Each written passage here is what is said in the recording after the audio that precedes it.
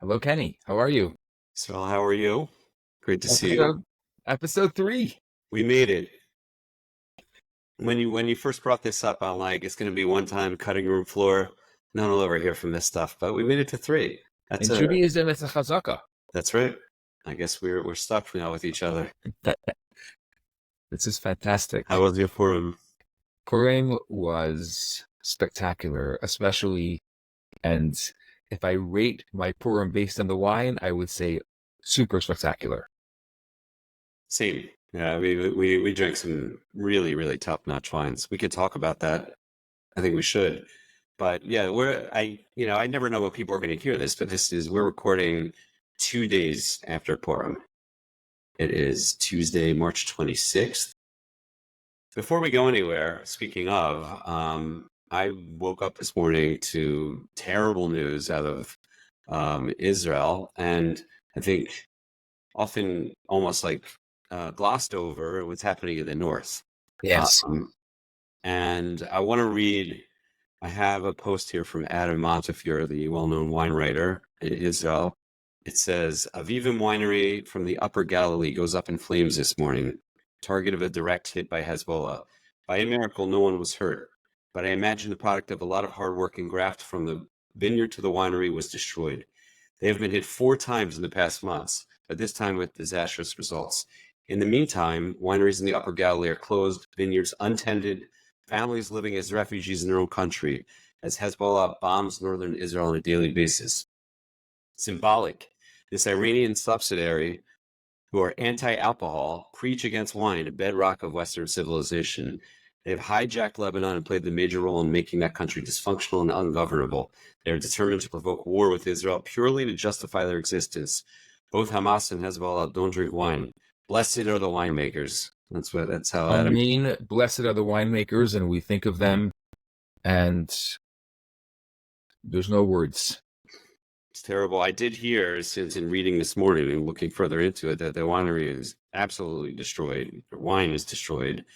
But, Baruch Hashem, no one was hurt, which is, of course, the most important thing. But it's easy to forget that, what's happening in the north. And you're dealing with enemies that only want one thing: to end your way of life and to end us, period. But anytime any of these things, when they, I guess, each of us have different connections to Eretz Yisrael. And of course, you and I have a connection to wine and to Eretz Yisrael wine. And when you see this, and, we certainly, we talk about all the time, let's drink Israeli wine and let's make a thing of it. But, I'm living in the United States, you're living in Canada. We don't face this on a daily basis.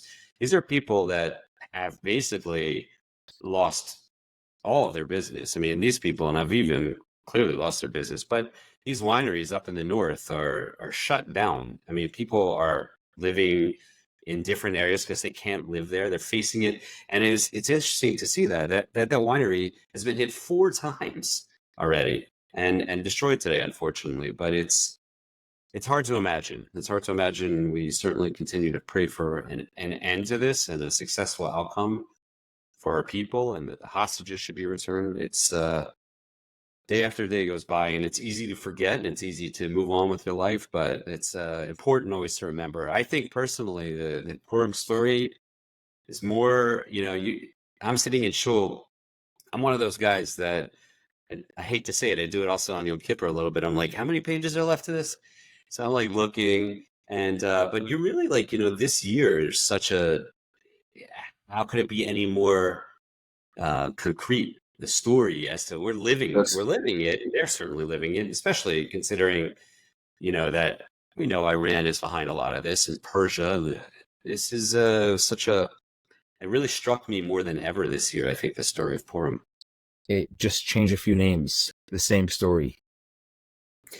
And as we say on Pesach every year, we're starting to think about that. It's that, in each generation, right? It's each generation, they rise up against us, which always strikes me, because exactly like you say, just change the names. Just change the names. It applies in every generation until Moshiach comes, which should be today. Amen. But anyway, I thought that certainly we should mention that, and that definitely always thinking about that and whatever we can do to help certainly the people of Israel, our brothers and sisters, and the wineries of Israel. We try to do that. We continue to try to do that. So many of you are going to be buying wine in the next coming days and weeks for Pesach. Buy Israeli wine. I think it's the least that we can do. If you can find some of the wines from the Avivim Winery, that would be something special. I'm sure they're around. I've seen them over the years in North America. There probably are some around. Buy them. I mean, buy Israeli wine. The least that we can do is sit at our Seder table and be able to say that we did a little bit of something. 4 cups, we can make a bracha to elevate the wine from the Aretz, from the land, from our land, and support them and think of them. And not only say next year in Jerusalem, but also to try to be able to support them any way we can. Agreed. I think we mentioned maybe on the last time that I know a lot of people, and I certainly intend to do that this year. My Seder wines will be exclusively Israeli. So I would say that besides for one, all of our wines on Purim were Israeli as well, and we purposely did that. So I guess that'll be our segue to a lighter topic. But what wines did you drink on Purim? Oh, we had so many wines, but I have this bottle left over, and it's a classic. It's become a classic, I would say, from the Israeli winemakers. I have the Petit Castel 2020.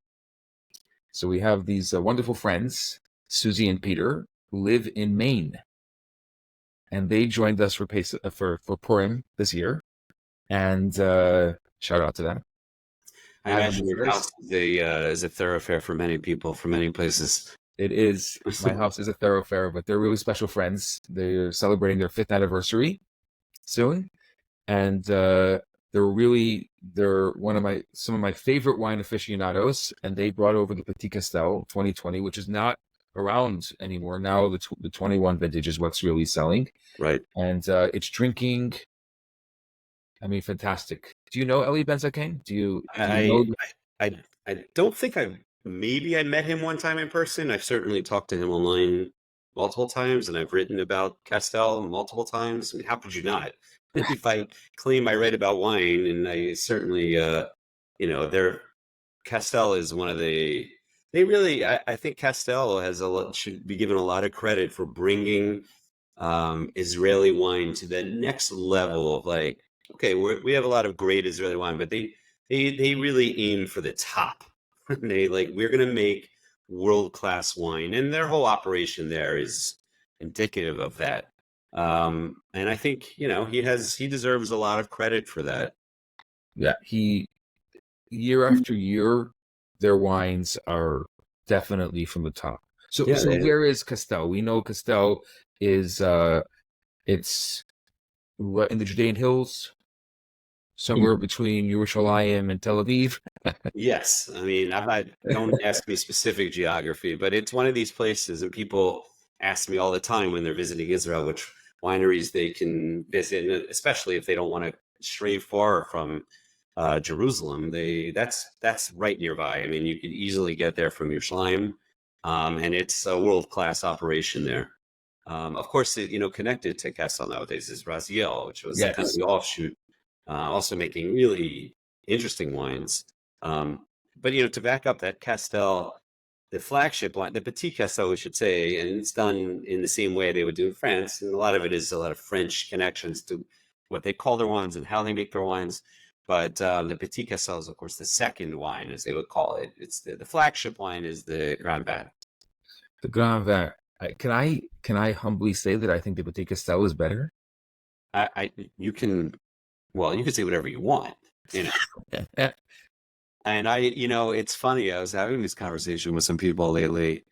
I don't know. Yeah, I mean, I think that 20, maybe you're right. It's always, I think, hard to really gauge what a wine, especially a wine like the Grand Vin, that's meant really for a number of years. It's hard to right away. I mean, I have a hard time with even that with myself, but I think you're right. I think that it's maybe what it indicates anyway is that the Petit Castel is just really great quality for a second wine. Also, it's a really great.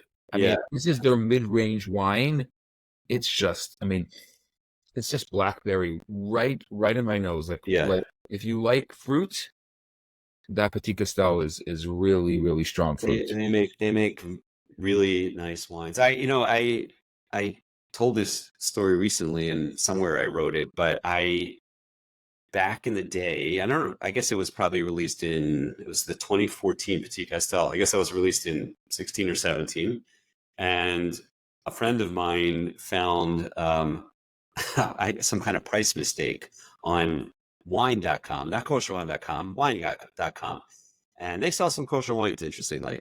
And he sent that to me, and he checked in with them, and like, that's the accurate price. We split a case. I really wish it would have been more. We split a case. I think I paid like $18 a bottle or something like that. No. Wow, what a steal that was Wow. in the grand. But I recently had the last one of my 6. Because over the course of the last 8 years, I check and I'm like, this has all the time in the world left. When I first had it, and I had one left, and there was enough special people here to warrant it, including the guy that initially found that mistake. I had it with him. He probably would have killed me if I didn't, and it was fantastic. And my only regret was that it's still developing. I mean, it has plenty of time left. So that's a really, I think, a unique thing and a tribute to Eli Ben Zakkain, that a 10-year-old second wine was that alive and that well made. At 10 years later, it's fantastic. I mean, I don't think everyone paid $18 like me, but I would have happily paid full retail on that, and still would. So yeah, that's a great choice, and you can't really ever go wrong with that Petit Castel, can you? You can never go wrong with it. And it's interesting that you're saying about the French influence, because you can definitely smell the French oak. It's a Bordeaux-style blend, with the Cab, with Merlot, and I know we spoke about this before, but Israel's done a lot of really great stuff with the Petit Verdot as that emulsifying / clarifying grape. Do you know the blend on it? Does it say on the bottle? It's right here. It says 40% Merlot. Sorry, 45% Merlot, 35% Cab, 20% Petit Verdot. It's a Bordeaux blend, indeed. It's a very classic Bordeaux blend. Yeah. Something else that he does that not all Israeli winemakers do, which is his wines are all unfiltered. Right. So you want to explain what that means? So you can filter your wine before bottling, or you can keep it unfiltered, which means there's sediment in the wine. Now, some people who don't know much about wine will say, oh, there's like stuff in my wine. Well, actually, could be a prized possession, because most probably it means that wine is still going to age in the bottle. It's like almost like making a mini cask for your wine by keeping it unfiltered. Right. It's an interesting thing, when you bring a filter, and I think when we've spoken about the topics we could talk about, we've spoken about that we should kind of cover that ground. We're not going to do that today about filtered wine, what that even means. We could just dabble in it, but something interesting about that's one place traditionally where wine could become non-kosher. Yes. Because in very traditionally they could use something like a sheepskin to filter the wine, or a bladder or something like that. I mean, remember, not skin, probably the bladder or something like that. But that's somewhere. But we'll cover that. That kosher topic is a big topic. I'm certainly lean on you, Rabbi, for that. And mavushal, non-mavushal, these are non-mavushal wines. We have to talk about all that stuff. Right. Fining also could be non-kosher, and mavushal is a big topic. It's a big topic, but so that is, and you notice that that's unfiltered in its body, I would say also. For sure. I mean, the color body and heavy, and it's the real weight to it. Right. Yeah. Real weight. You have and again, I can't help but this real Bordeaux style where you have the large fruit and you have that warming spice at the same time. Like, I love that. Most people will say when they're talking about a full-bodied wine and for Israeli wine, that's what people are looking for. They're looking for the large fruit and the warming spice. I think a lot of people, when exactly what you're saying, then they ask for that, they're probably thinking of Castel. Yeah. I think that's exactly the wine that's probably in their imagination, because that covers that covers that base a lot of times. The Castel, the Grand Van has gotten pretty expensive, honestly. Like that's not a bottle I can afford all that too often, but if I'm buying it, it's going to be from a good vintage and I'll put it away, but it's expensive. So the Petit Castel has fallen more into my, all right, that's a bottle. And in fact, because it offers such like, it's really so well made, Yeah. feel great buying that. And that's, so that is, I think probably far more often would, purchase the Petit Castel for those reasons. Listen, I can't afford everything.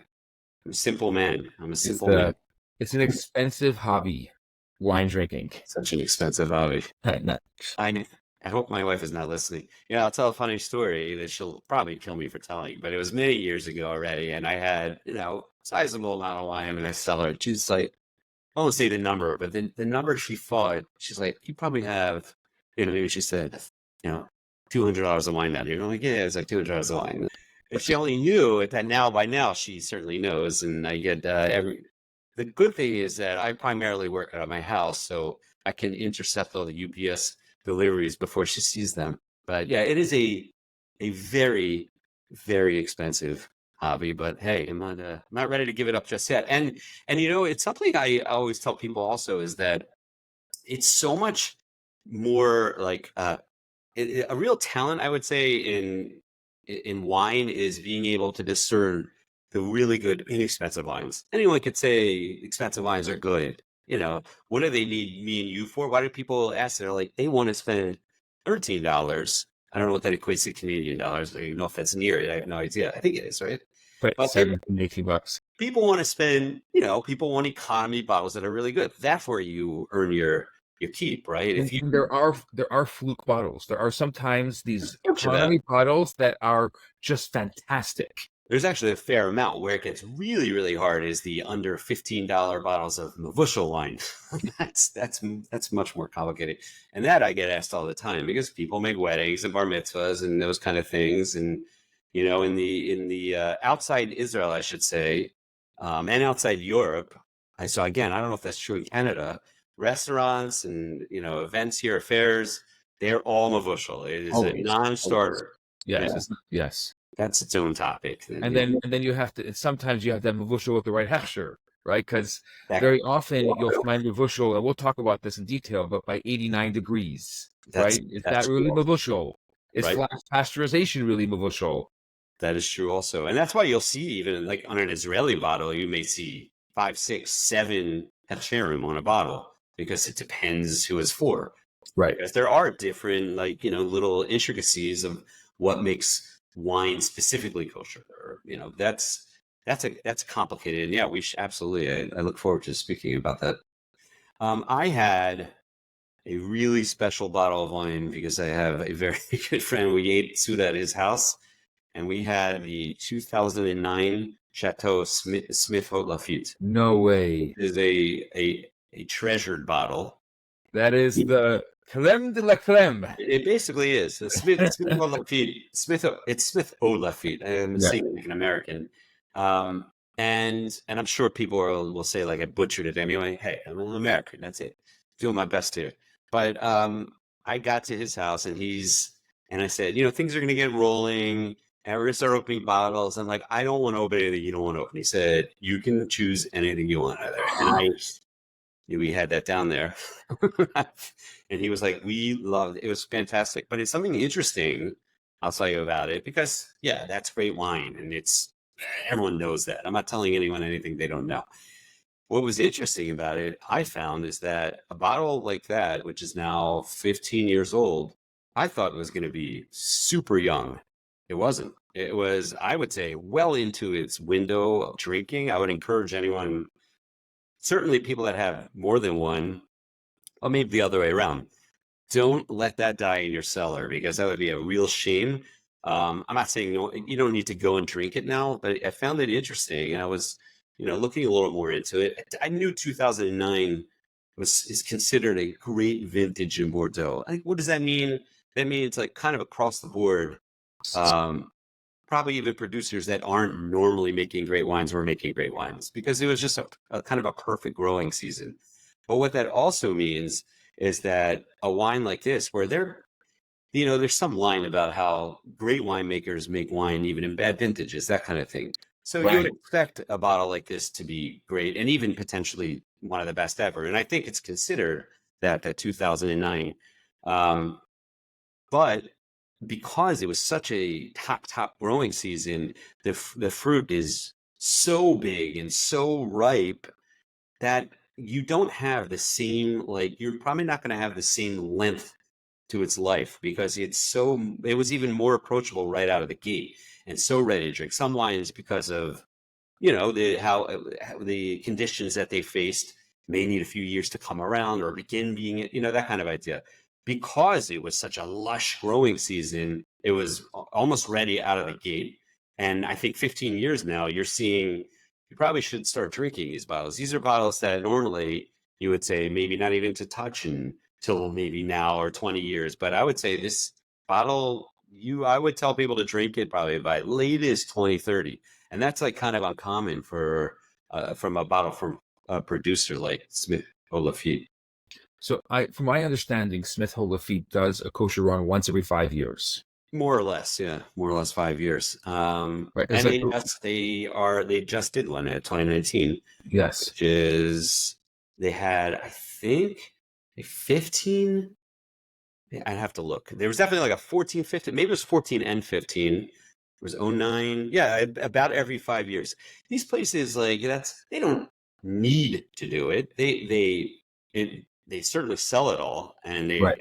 really obscene prices, which is why you need very generous friends to open these bottles for me. Obscene prices. See, My understanding is that somebody goes in there and actually underwrites it, and that's how they do it. They pre-sell it. That's the only way they'll do it.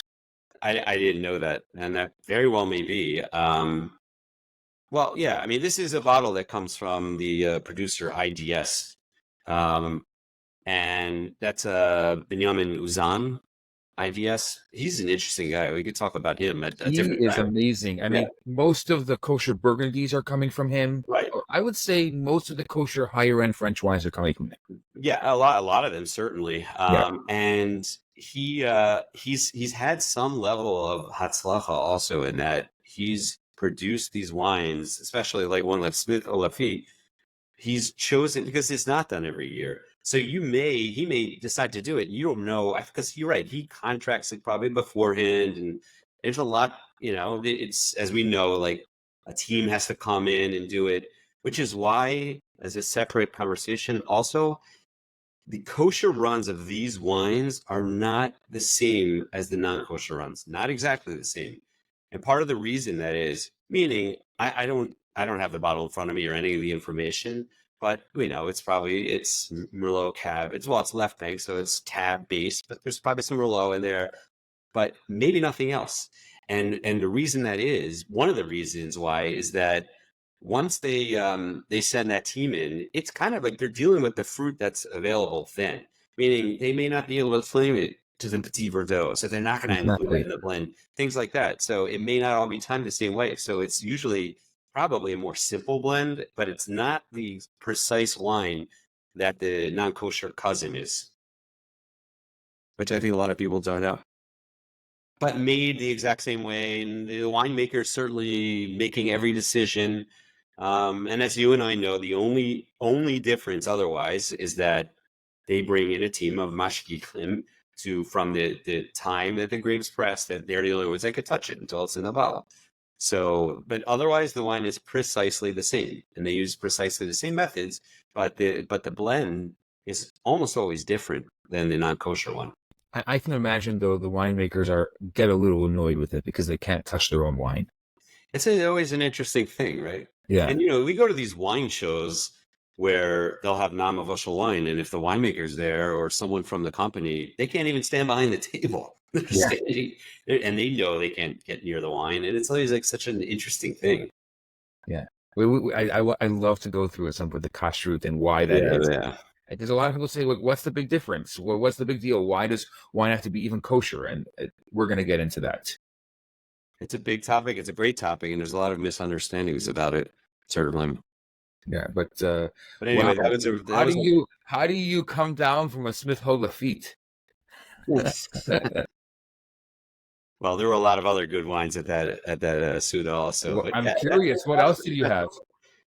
so I'm actually trying to remember. It was a Purim Suda after all.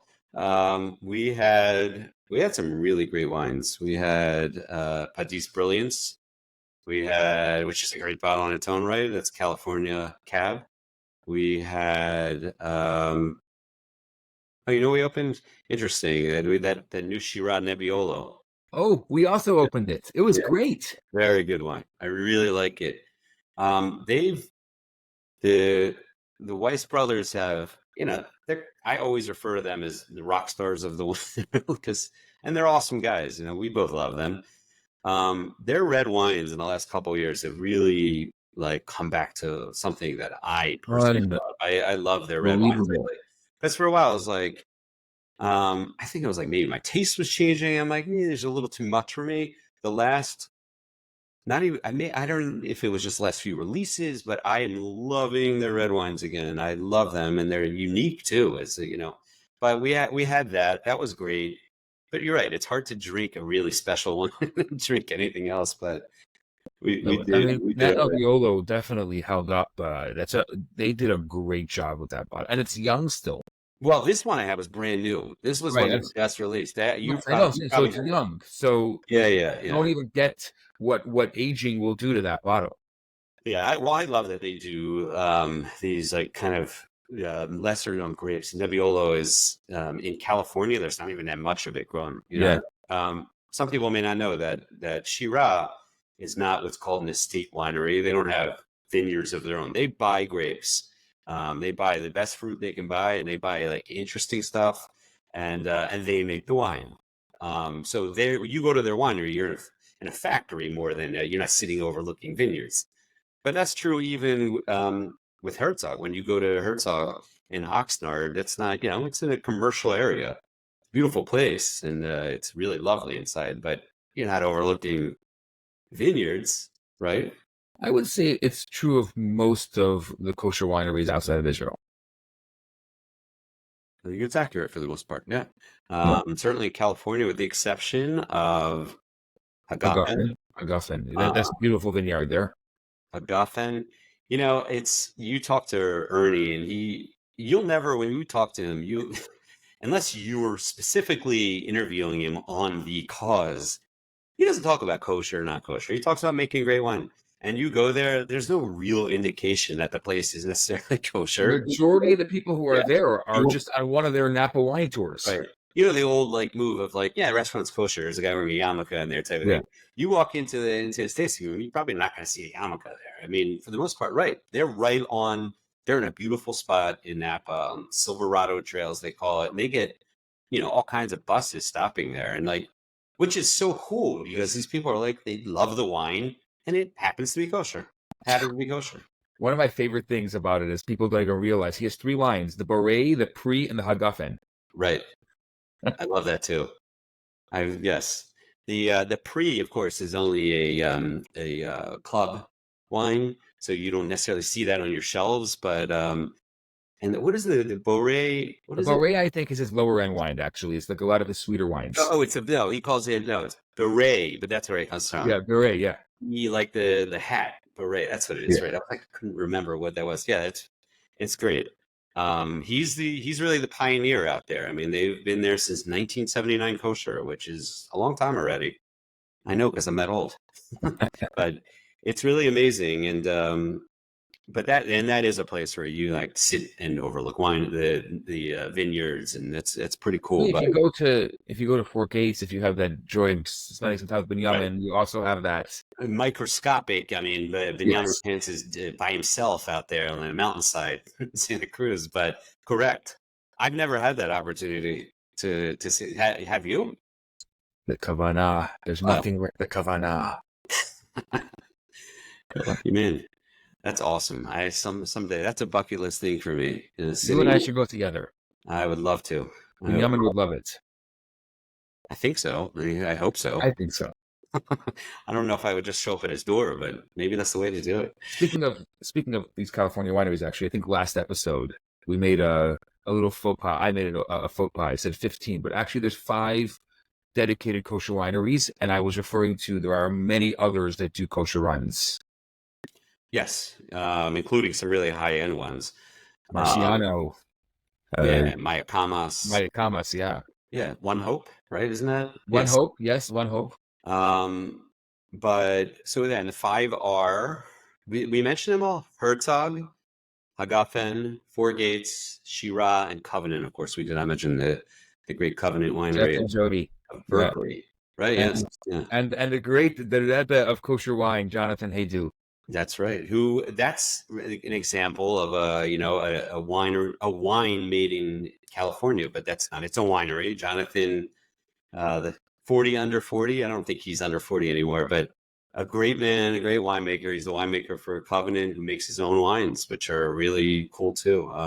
There's a lot of special stuff. Like, it's just like it's so.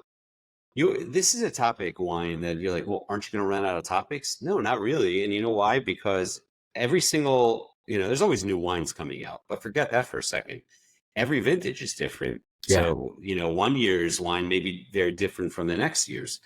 In addition to the fact that wine ages and changes and lives and breathes. So it's always, there's always new things to review and discuss. Jonathan is someone I want to have on this podcast. He's a bold winemaker.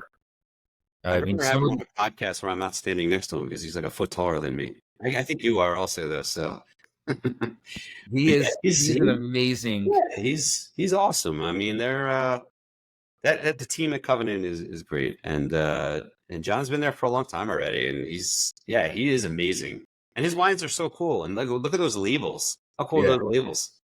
But there's no rhyme or reason to his labels. It's just like whatever he sticks on there. Is there no rhyme or reason? No. Is that true? Yeah, they're just funky labels, and sometimes his wife is the artist. You know that, right? Ellie Haydu she draws all those cool. I think they're so cool, but there's no reason why they never have been. I never really thought about that. I guess I actually received the same bottle that had 2 different labels in the front. Is that right? There's really no. He just sent me his new vermouth, and it's right. We opened it on Purim. It was something. It's really we had a lot of fun. I did some mixing with it. I have to get that. I did get, and I got from Alex Haruni of Dalton. I always feel like kind of like a jerk saying it Dalton, but that's what they call it. It's not Dalton. That is what it is. It's Dalton. People call it Dalton, but it's really Dalton. It's Dalton. So Alex Haruni, who I saw with Guy Eshel, who also top people. Yeah, Guy's amazing. One of the best winemakers. Wow. Dalton is so underrated for so long. But anyway, but Alex, I mentioned him. I'm like, wow, I really wanted to get a bottle of that vermouth. He came over to me at the end of the show, and he's like, take this home with you. And I'm like, I love him forever because of that. Guy walked over to me at the end of the show, and he handed me the new Fumé Blanc vintage, the 2023, which isn't out yet. That's awesome. And he said, I brought it with me on the plane. You didn't try it, right? I said, no, I didn't try it. He's like, here, you must have this. You're going to have to try that on the show because I want to hear all about it. That is something special. Yeah. Well, I'm looking forward to hearing your notes since I don't have the bottle, but I'll make sure to look and get it because, his Fumé Blanc is always delightful. And I don't think that's out yet. I guess it's not. No, it's not. That, but I mean, even since then, he brought it with him on the plane. Right. I haven't seen it yet, so yeah. Oh well, that's something to look forward to. Wow. I feel like what else do we talk about now? That was good stuff there. What do you need to conquer the world in one podcast? Yeah. We have great topics, and like I told Yisroel earlier, I'm like, anytime I clearly didn't. Neither of us do any real planning for this. It's as natural and free flowing as it gets, I think, which is what's cool about it. But for something like the big topics, I'm gonna have to do a little review because I can't look like that much of an idiot on this thing. I have to have some level of if I say it, it's true. But so we want to hear from you. You're listening to us. We're a community here. We want to hear from you. We have an email, kosherwinepodcast@gmail.com. It's that simple. And you can send us your comments, your questions, things that you want us to cover. We want to do that. I mean, we're we love wine. We will talk anything we can talk about wine, but we want to talk about something that's going to matter to you and that will make a difference in your life. Absolutely. Well, this is great. I have gotten a lot of good feedback, by the way. I don't know if you have also, but I've gotten some great feedback. it's really, really interesting feedback. So, yeah, we'll definitely look forward to hearing from anyone and everyone, questions and comments. So, but it's great to be here once again with you. It's always great to see you. I put it on my calendar, and I'm like, it's something I look forward to in the course of my day. I wish everything were as wonderful on my calendar. I feel the same way. This has really been just a light to my day, to my week, and let's do it again. Yep. Great What do you seeing you. say? In a few days? Absolutely. I'm in. You're not, well, now that it's a chazaka, there's only can move forward from here. That's it. Up and up. L'chaim, l'chaim. Time.